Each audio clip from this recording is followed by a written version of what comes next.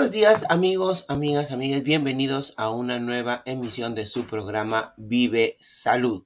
Hoy día se encuentra con nosotros el doctor Horacio Vargas Murga. Él es médico psiquiatra, especialista en niños y adolescentes del Instituto Nacional de Salud Mental del Ministerio de Salud. Y vamos a estar abordando el tema del TDAH. El TDAH es uno de los trastornos del neurodesarrollo más frecuentes de la niñez. Habitualmente su diagnóstico se realiza en la niñez y a menudo esta situación, esta condición dura hasta la madurez de la persona. Pero para tener una mejor definición, un mejor concepto y aclarar todas nuestras dudas, le vamos a dar la bienvenida al doctor Horacio Vargas. Doctor Vargas, muy buenos días. Muy buenos días, muchas gracias por la invitación y un cordial saludo a todas las personas que nos están viendo y escuchando en este momento. Muchísimas gracias. Doctor, ¿qué es el TDAH? Mucha gente oye hablar, es una de las siglas que está de moda hoy por hoy, pero muy pocas personas logramos entender qué significa, tanto en el concepto como en la amplitud misma de la palabra. Bueno, es un trastorno del neurodesarrollo que se caracteriza por tres síntomas principales: la hiperactividad, la deficiencia en la atención y la impulsividad. Y estas tres características se puede presentar de diversas formas. La hiperactividad, en función de que el niño se mueve de un lado a otro, no puede permanecer sentado. Esta deficiencia en la atención, el niño se distrae con mucha facilidad. En el salón de clases no puede seguir las clases. Si está haciendo tareas, no las termina porque se distrae con bastante facilidad. Y la impulsividad puede presentarse también de diferentes formas, como por ejemplo no respetar turnos, interrumpir conversaciones, y en casos extremos cuando se molesta, tirar cosas o agredir a otras personas. Entonces, esto me abre la puerta a realizar una repregunta. Hay muchas personas que podrían confundir esto de, por ejemplo, la falta de atención o la distracción en clase con una especie de, digámoslo así, en lenguaje popular, falta de inteligencia. Creen que el niño no aprende porque le falta inteligencia, porque el niño tiene algún otro tipo de problema, pero se han visto casos, o en todo caso, aclárenos usted la duda, de niños con lo que se conoce como un coeficiente intelectual bastante alto, que casualmente se distraen porque la información que necesitan la obtienen demasiado pronto y pierden el interés en el resto, ¿no? ¿Es esto cierto? ¿Es esto posible? Así es, ¿no? Los niños o adolescentes con trastorno por déficit de atención con hiperactividad, en la mayoría de los casos van con un coeficiente intelectual normal o superior, ¿no? No es tan frecuente que vayan con coeficientes intelectuales bajos o con discapacidad intelectual, pero la distracción los limita, ¿no? En poder seguir la clase, hacer las tareas, y esto es lo que genera estas dificultades en su rendimiento académico. Pero cuando se corrige su atención, cuando mejora la atención, su rendimiento académico también se espera que mejore. Claro, y muchas veces la situación no solamente afecta a el niño o el adolescente que está diagnosticado con esta condición, sino que, como usted mismo dice, se distrae, ¿no? Esto va asociado a la hiperactividad, a la impulsividad, y en su aburrimiento distrae a los otros compañeros, ¿no? y se pierde totalmente el interés de la clase y se genera un desorden. Pero yo quería preguntarle antes, ¿hay algún tipo de perfil o vamos a decir así, de población que podría presentar alguna vulnerabilidad a padecer del trastorno?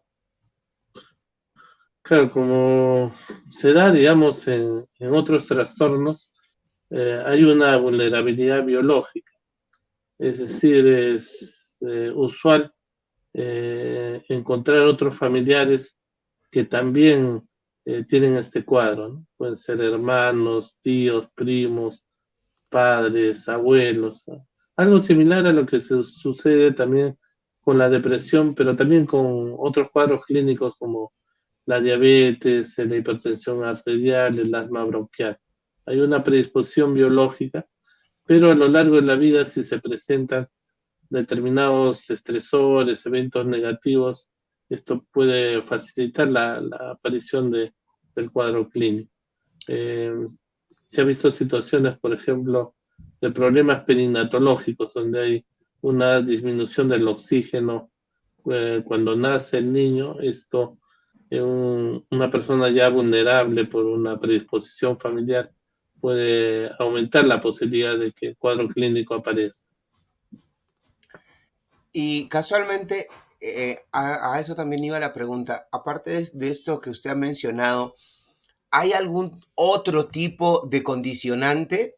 ¿No? Por ejemplo, cuando hablamos, disculpe de repente mi ignorancia, muchas veces cuando hablamos de que, por ejemplo, de padres con hábitos, como por ejemplo el consumo de alcohol o el consumo de tabaco o el consumo de ciertas sustancias, el niño podría presentar una predisposición muy directa a también en el desarrollo de su vida potencialmente convertirse en un consumidor o consumidora de estas sustancias.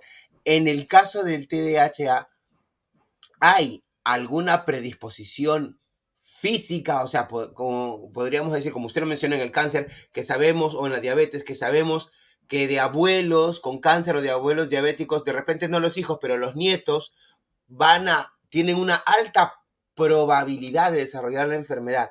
¿Esto también sucede con el TDAH? Sí, acá hay dos aspectos. Uno, más con la madre, no tanto con el padre, si la madre durante el embarazo tiene consumo de alcohol o de sustancias psicoactivas, ya sea marihuana, cocaína, puede aumentar la posibilidad de que el niño pueda tener este trastorno por déficit de atención con hiperactividad, ¿no? Esto, digamos, sumado ya a una predisposición familiar. Pero el otro aspecto también es importante. Este es un cuadro clínico que a lo largo del tiempo puede complicarse con otros trastornos. Y en la evolución de este cuadro clínico, sobre todo si no hay un tratamiento adecuado, una de las complicaciones que se presentan en la adolescencia o en la etapa adulta es la aparición de trastornos adictivos, ¿no? Y dentro de ellos la adicción a sustancias psicoactivas. Entonces, es un cuadro clínico que puede complicarse a futuro con estos cuadros si es que no se recibe un tratamiento adecuado. Doctor, me salta la pregunta de acuerdo a lo que usted está diciendo. Esto también podría tener, mirándolo desde el punto de vista social, este cuadro de diagnóstico podría agravarse. Por ejemplo, yo tengo un niño, un sobrino, niño o adolescente con el diagnóstico y de repente no lo sabemos porque lamentablemente en nuestro país, por una falta de información, muchas veces también por falta de medios y otros factores, descuidamos mucho la salud mental y no sabemos del diagnóstico, lo vamos sobrellevando y el niño o el adolescente empieza a ser discriminado, maltratado dentro del lugar de estudios, dentro de la familia, ¿no? Que a lo mejor se piensa que son malas costumbres, malas mañas, no se tiene el trato adecuado. esta discriminación producida por el estigma y por el no saber de qué se trata la condición con la que está viviendo mi niño o mi adolescente podría agravar el cuadro y también, como usted dice, en el caso, por ejemplo, de la adolescencia, podría ser una puerta de entrada a las adicciones también. ¿Estamos en lo cierto? Sí, estos niños, digamos, por sus conductas, son rechazados por los otros niños, no son aceptados. Y entonces esto genera en ellos esta situación de no sentirse acogidos, aceptados, y esto afecta a su autoestima. Y puede también predisponer a que aparezcan trastornos depresivos como una complicación del cuadro clínico, o que se acentúa a futuro también el consumo de sustancias, ¿no? Buscando, digamos, refugiarse en estas sustancias por sentirse discriminados o no aceptados.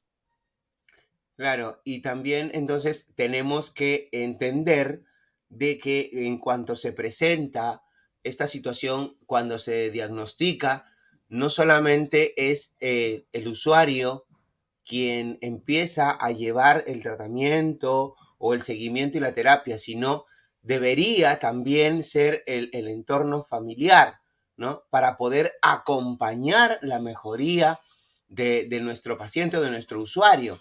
Porque muchas veces, como lo dije anteriormente, pensamos que el niño o el adolescente está desregulado, vamos a decir así, y que es como una maquinita a la que hay que regular, a la que hay que ajustar, cuando al contrario, seríamos nosotros y nosotras quienes deberíamos llevar esa información para acompañar a nuestro paciente y saber qué hacer, cómo acompañarlo, cómo darle la contención cuando se presente alguna crisis, ¿no? Y no tener que de repente jugar al superhéroe o en algunos casos al villano cuando se recurre, de repente, vuelvo y repito, por falta de información a sanciones severas, llegando incluso hasta el castigo físico, porque esto a la larga empeoraría tanto el comportamiento de nuestro niño, nuestro adolescente, y podría empeorar su cuadro.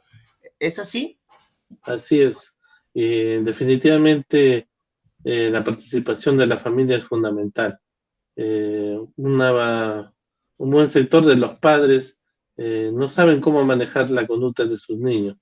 Se desesperan, coloquialmente pierden los papeles y terminan por agredir físicamente al niño, generando estos daños, ¿no?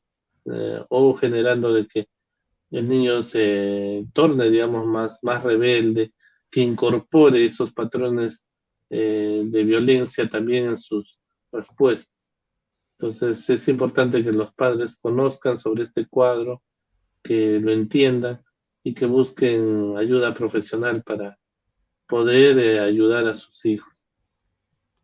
Doctor, ¿cuál es el tratamiento que se da en estos casos?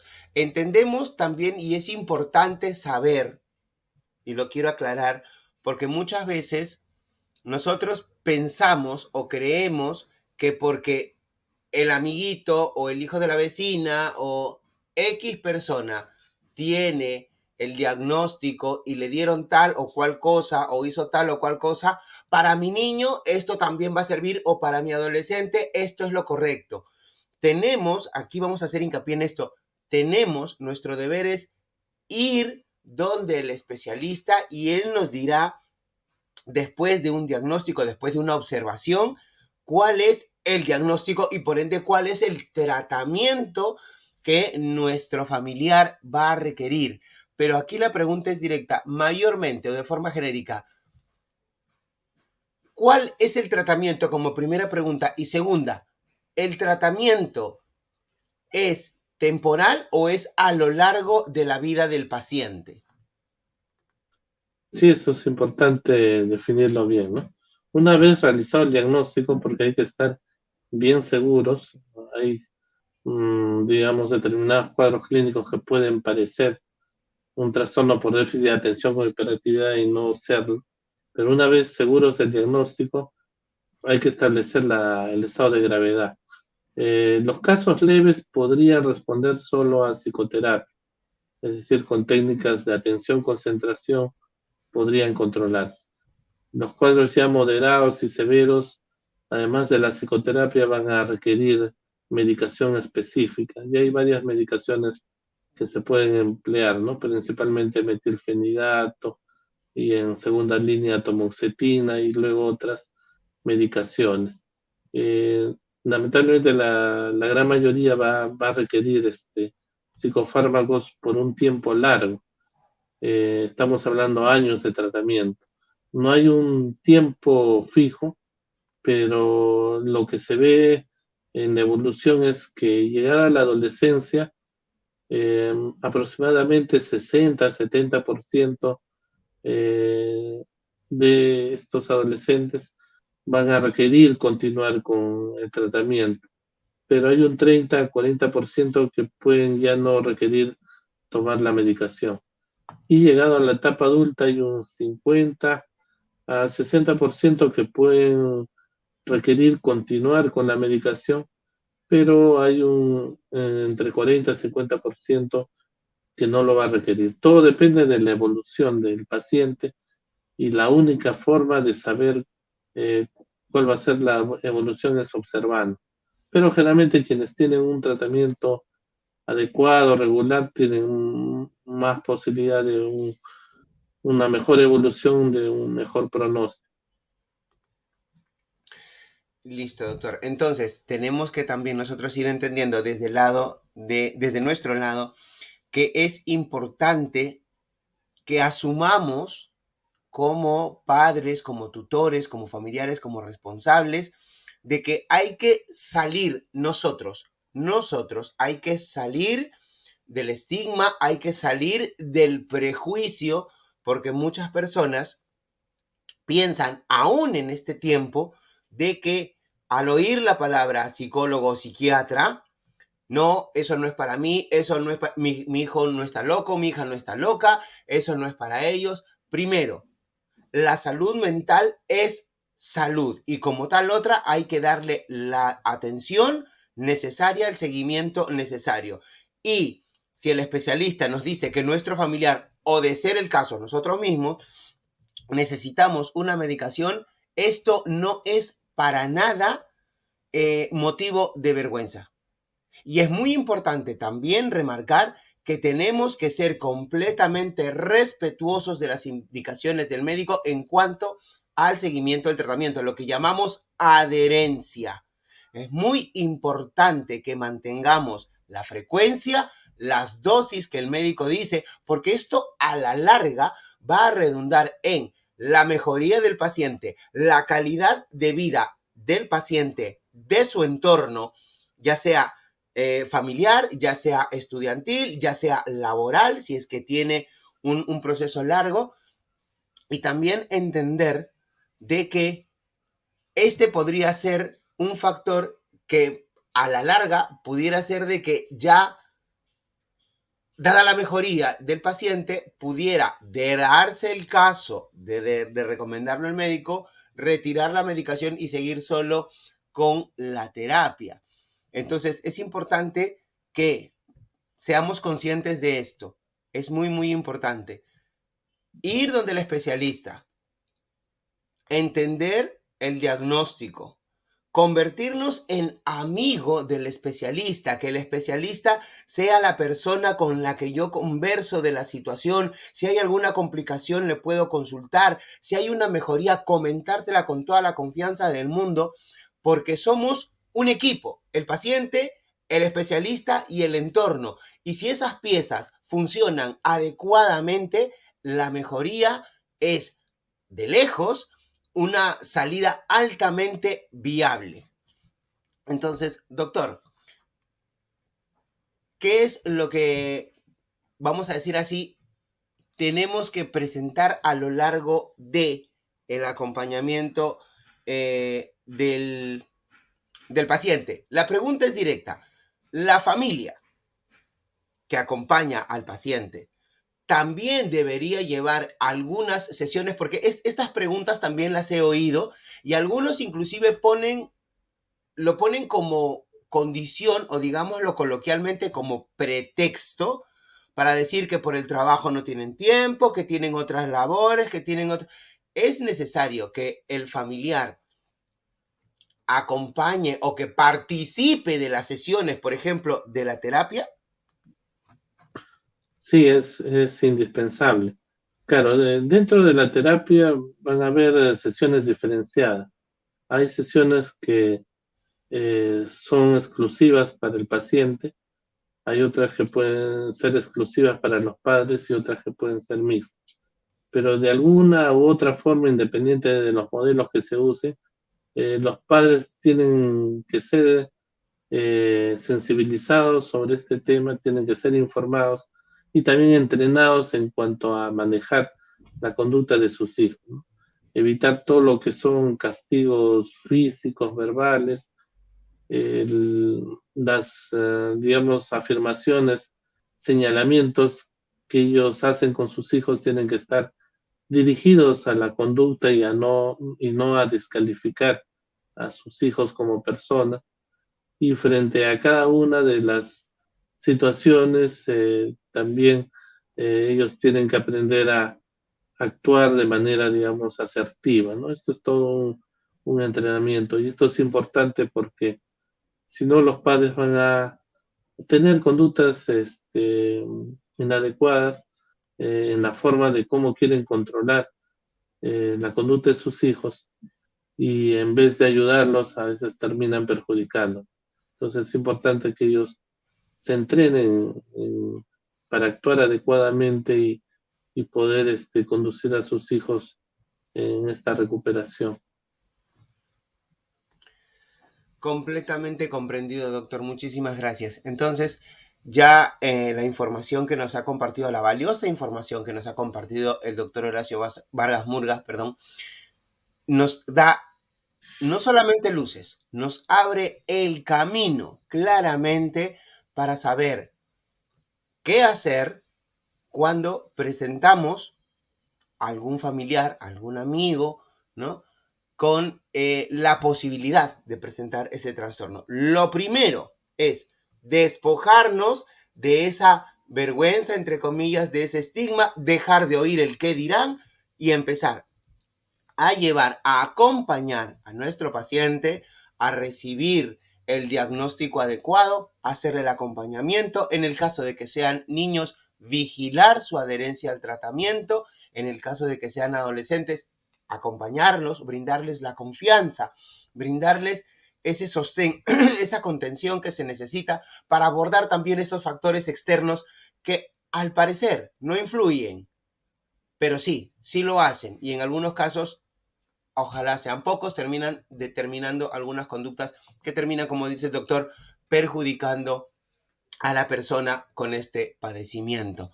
Muchísimas gracias, doctor Vargas. Esperamos tenerlo en el programa en otra oportunidad y agradecerle por la valiosísima información que ha compartido con todos los seguidores de Vive Salud a través del aire de Radio Conexión Vida. No sé si quiera concluir, dar algunas palabras, su despedida.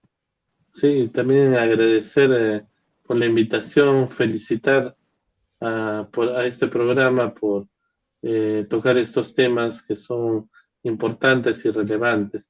Y decirle finalmente a todos los padres y a todas las personas en general, si ven conductas llamativas en sus hijos o cambios importantes en sus emociones, es fundamental primero conversar con ellos, saber qué está pasando y si ven que no pueden manejar la situación o esto está, digamos, apuntando a la posibilidad de algún cuadro clínico, buscar ayuda profesional. Evitar siempre lo que son castigos físicos y castigos verbales, ¿no? Eso daña a las personas. Hay que establecer siempre una buena comunicación con los hijos, exteriorizar afectos, es saberlos escuchar y comprender. Eso ayuda bastante en la relación entre padres e hijos. Perfecto, doctor. Muchísimas gracias otra vez y esperamos desde aquí, le ofrecemos el espacio del programa para futuras intervenciones, porque usted lo ha dicho, es muy importante. Y desde aquí lo comprometemos, lo vamos a buscar en ocasiones posteriores para poder llevar esta información y aclarar todas las dudas, despejar toda esa niebla de estigma que hay hacia la salud mental, porque como lo dijo usted y lo dije hace un momento, la salud mental es salud y hay que reforzar que sin una adecuada salud mental va a ser muy difícil que podamos tener estabilidad en los diferentes aspectos de nuestra vida. Nada, agradecerles otra vez e invitarlos a una nueva edición de nuestro programa Vive Nosotros la próxima semana. Doctor Horacio, muchísimas gracias. A los amigos, amigas que nos ven, muchísimas gracias. Hasta luego.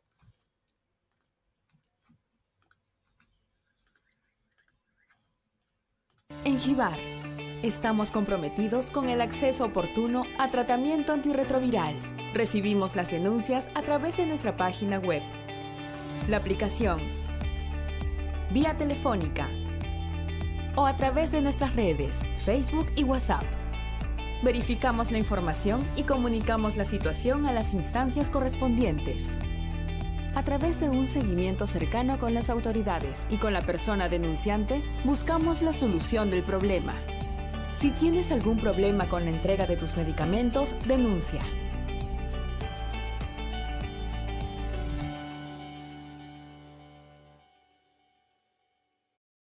GIVAR